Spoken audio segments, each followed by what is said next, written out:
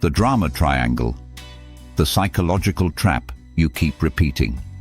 Welcome to Vantage Aditya. Every workplace conflict feels different on the surface. Different people, different power levels, different words. But emotionally, they all feel the same. Someone feels wronged. Someone feels responsible. Someone feels angry. And slowly, without anyone noticing, logic exits the room. This is not chaos. This is a pattern. And that pattern is called the drama triangle. What is the drama triangle? The drama triangle was introduced by psychologist Stephen Karpman to explain why emotionally charged situations keep repeating, even among intelligent, capable, well-intentioned people. The triangle has three roles: the victim, the rescuer, the persecutor. These are not personalities. They are emotional survival strategies. And the most dangerous part is this: people do not stay in one role. They rotate. The victim. The victim feels powerless, not because they are weak, but because they believe control lies outside them.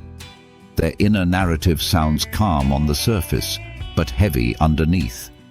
Why does this always happen to me? No matter what I do, it doesn't change. Victims gain something subtle but addictive: moral safety.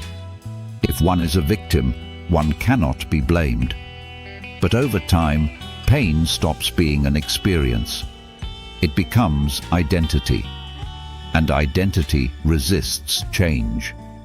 The rescuer. The rescuer enters with good intentions. They help. They fix. They protect.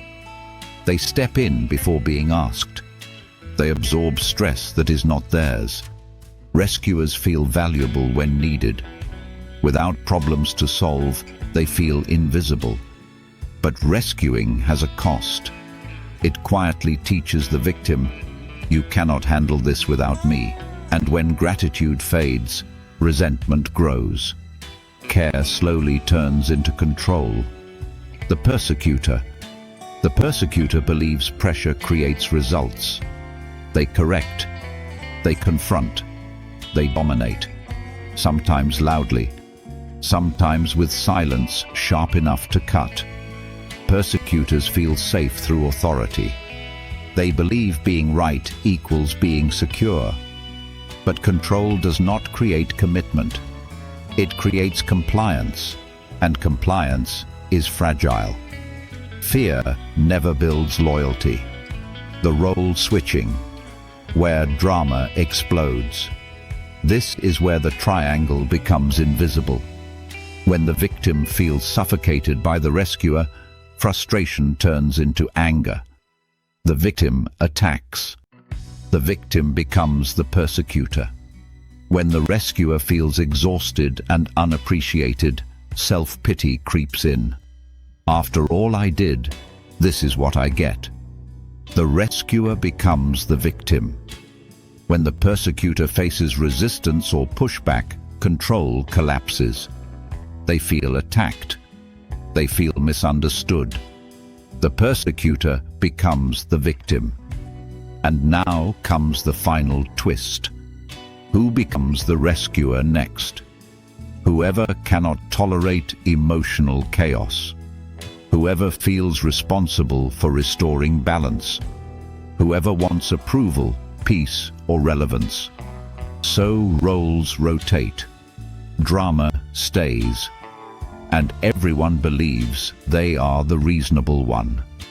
How this plays out in leadership. In organizations, the drama triangle hides behind professionalism. The employee becomes the victim, overwhelmed, unheard, stuck. The manager becomes the rescuer, fixing, shielding, over-functioning. Leadership becomes the persecutor, pushing, demanding, escalating. Then the cycle flips. The manager feels exploited. Leadership feels attacked. The employee feels controlled. Meetings become emotional battlegrounds. Performance discussions turn personal. Most workplace drama is not about work. It is about unconscious role-playing.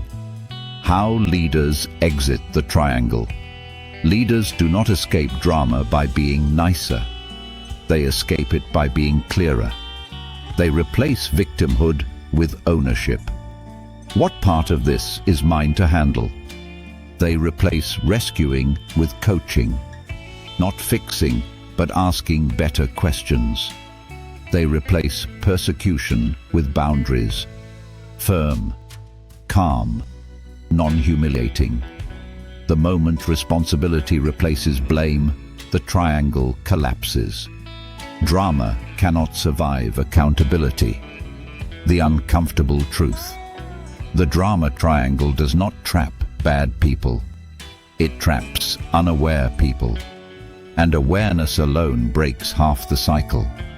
The real question is not which role others play. The real question is which role you default to under stress. Because leadership is not revealed in calm moments. It is exposed in emotional ones. If this felt uncomfortably accurate, that is not coincidence. That is self-awareness knocking. Welcome to Vantage Aditya. And if you want frameworks that expose patterns most people never notice, subscribe.